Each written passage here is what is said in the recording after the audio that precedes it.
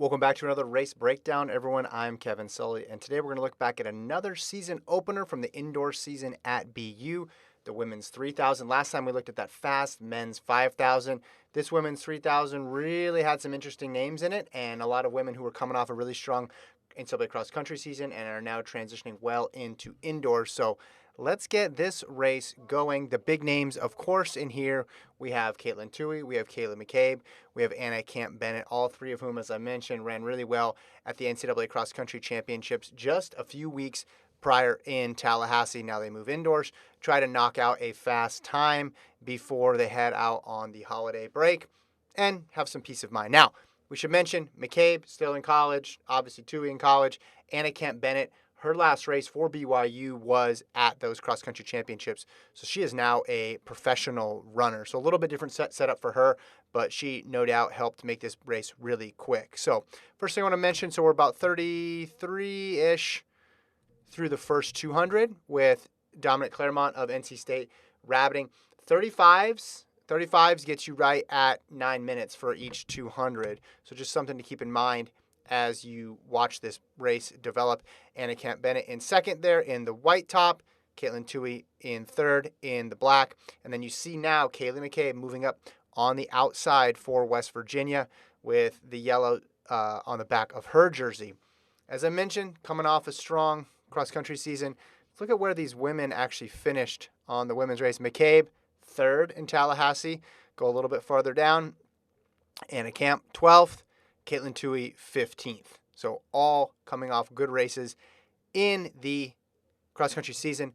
But a lot of eyes on McCabe. New sort of to the scene. She ran for West Virginia starting in 2019. She's from Canada. Had some good races, but this was really her breakout. Had a solid steeple season outdoors, but placing that high at NCAA cross and her whole cross season in general, which is really good. So she's obviously a name to watch. And I was curious going into this race, how is she going to handle the flat 3K? Is she going to be a threat indoors? Because listen, we've seen her succeed in steeplechase. Well, that's not indoors.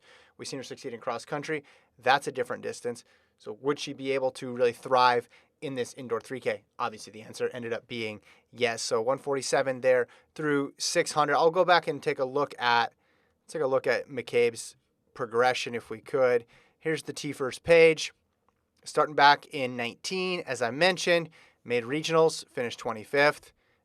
Then she ran at BU 950. That's a good point of comparison here, how much she's improved in 2020, 950 in the 3K. Then we go to 2020. Obviously, that season is all screwed up. Remember, Big 12 was one of those conferences that still held their conference championship in the fall. She finished fourth. Then she goes into an indoor/cross-country season, 42nd in the cross-country championships in Stillwater. Then we go outdoors. She makes it to the NCAA finals, gets sixth in the steeple. But here's where she came on. Wins Louisville in cross-country, wins Nuttycombe, wins Big 12, wins the region, and then all the way up to the Nationals where she finished third. So she's a name to watch. Sixth place in the steeple was just the beginning for Kayla McCabe, and she's tucked in there in fourth. Claremont's doing a really good job with the pace. Camp-Bennett solid in second, and Tuohy going along nicely in third. As I mentioned, those 35s will get you to 9 flat. So in these middle sections, 37, 36, 35, a little different for McCabe because she's not at the front, but they're settling in around 35 to 36 seconds, which would be a good pace, but obviously they're going to exceed that. Let's move this forward until we get through to the mile. And Claremont takes them all the way through 1,600.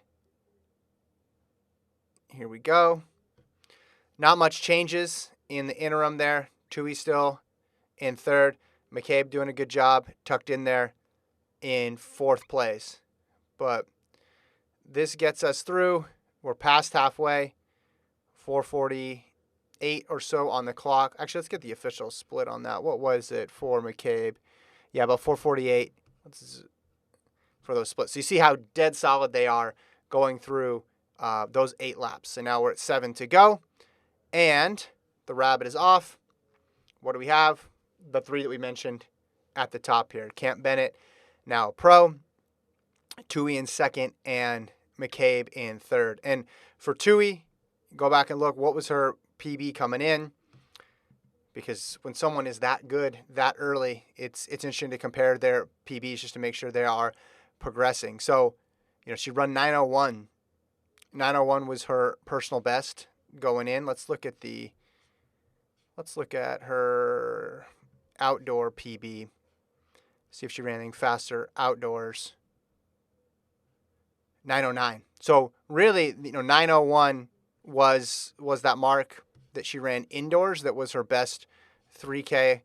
You see it right here: 9:05, 9:01, 9:32, and 9:19. So she's run this event quite a bit. So this is a pretty good barometer to see how much she has improved, and she obviously has done really well for herself. In her 2 seasons at NC State, was the top freshman in Stillwater, and then the top freshman again in Tallahassee. It's going to be a weird stat going forward. Who's the only athlete in NCAA history to be the top freshman twice in a row? But because of the COVID eligibility rules, the answer is Caitlin Tuohy.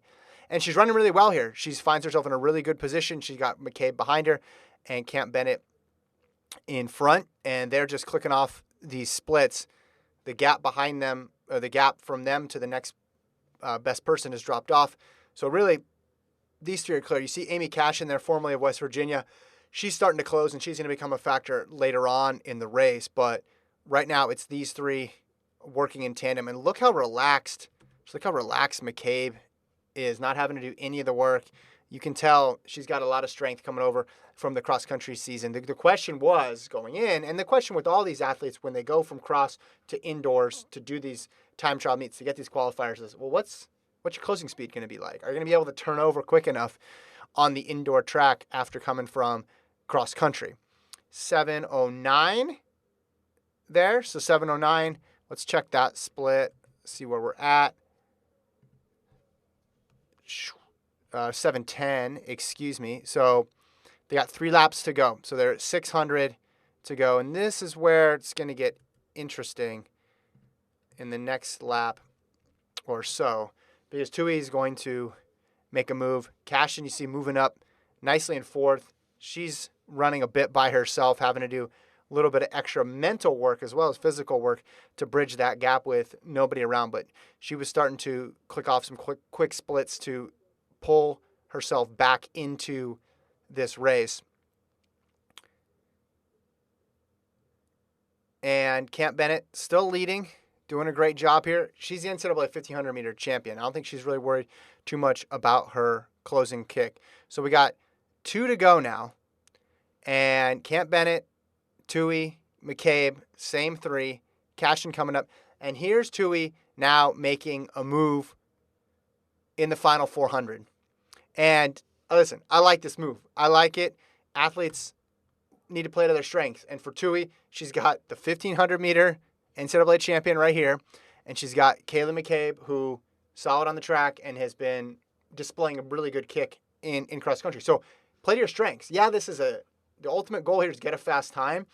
But Caitlin Tuohy's racing. She wants to win. And for her, the best strategy here is not to wait. She wants to push from farther out, and that's exactly what she's doing. Now, 400, is it really that far out? Well, in indoor tracks, 400 is longer than it seems because the opportunities to make moves are few and far between, and holding a lead is really difficult from that far out. So they take the bell, Tuohy, McCabe, Camp Bennett, and right now things are going really well for Tuohy. I mean, she's able to be in front.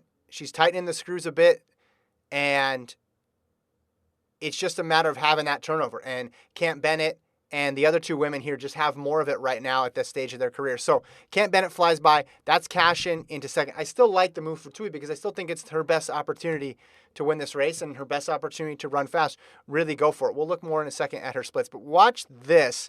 So we are at 50 meters to go. You have lapped runners here on the inside. You have Camp Bennett, Cashin, and McCabe. McCabe still very patient. And this is the ultimate sign, a bit of confidence. If we go back, she could have, on this backstretch, let's just watch this part again. She could have just held her line, or she could have gone out and gone around Tuohy here. Maybe she's blocked a bit by Camp Bennett. But instead, she just stays really patient, and she waits, and she even lets Cashin go by. Then once Cashin go by, then she latches on. But still, she's not going crazy. She's not panicking. She's still right there. She's out into lane 2 almost. And then watch this. Watch this explosion. I know it's hard to keep track of because there's just so many bodies on the chart. But watch her on the outside. Now she can see the finish line. She's got a straight shot. And look at the kick. Look at the turnover. Pumping the arms. And she's just going to nip Anna Camp Bennett at the line. But she answers any questions that anybody had about her finishing speed and whether or not she'd be able to translate that from cross country over to indoors. And this makes her a bona fide NCAA title contender. Just the ability to run that fast, 8:52, but the closing speed. She just ran down the NCAA 1,500 meter champion there and did it in that last little bit, that last 20, 25 meters, popping off the curb. So Cashin gets third, 8:53, and then Tuohy's 8:54. And let's look here at that closing speed. So for McCabe, 33.9 and then 31.9. So 2-second injection of pace. And really that last 50 meters was what was impressive. Camp Bennett, 31.5. So she actually ran faster because she was coming around and had to use a little bit more energy and use a little bit more time on that backstretch to make that move. Tuohy, 33.9 and then 33.7. So she picked it up. As you can see, she was running 35s. Then she drops down to 36. Then down to 33. The next step for her, obviously, is being able to close in that 35. Or 31, excuse me. Easier said than done. Hey, the way to run faster is to run faster. But the fact that she's in there, she's getting a PB, is very encouraging. Again, like I said, though, that step to getting to national champion is being able to have that closing speed, being able to have that 31 over the last 200. Very, very hard to do. Obviously, that's what separates the people who are All-Americans from the people who are national champions. And the fact that she's here as a freshman is a good sign. Let's look, though, at these times. So McCabe's 8:52. If you look at the NCAA all-time list, let's go down to the 3,000 here. 8:52 puts her right there next to Emily Sisson. So 8:52.52. Let's put her in the exact spot. 8:52.52. Be ahead of Sisson, behind Abby Cooper. This is great company to be surrounded by. Krisha Schweizer, man, that race was insane. 8:41. Really puts it in perspective. Monson's 8:45. Those are Milrose races. And I think if McCabe really wants to do it, if she really wants to go for it in a professional type race, I think she'll have the opportunity to lower the time. This was, again, post-cross country, a little bit different. Yeah, she had a lot of cross-country strength, but she's going to be even faster. So she can move up even higher on the all-time list, but she's already in the top 10. And for Tuohy, still 19 years old, Katelyn Tuohy. So her 8:54, this is the U.S. junior list. This includes indoor and outdoor as well. That's it. She broke the record. She set the record. So, I mean, a great run for Katelyn Tuohy. Gets a PR, gets another junior record. She's got to be very happy with it, even though she didn't come away with the win. But Katelyn Tuohy putting herself in big races and running solid times. And Kaylee McCabe setting herself up to be the favorite, or one of the favorites, I should say, indoors with that top 10 all-time NCAA indoor 3K performance. Anna Camp Bennett, good start to her post-collegiate career as well. But fun race there in BU. In the new year, move on to the full indoor season where we'll have more races and in closer succession. So we'll be able to read a little bit more into it as we go. But this was a fun one out in BU as always. So that's it for this edition of the Race Breakdown. Make sure you subscribe to the FloTrack YouTube page for more race breakdowns. We got a lot of good stuff coming in 2022. We'll talk to you guys then.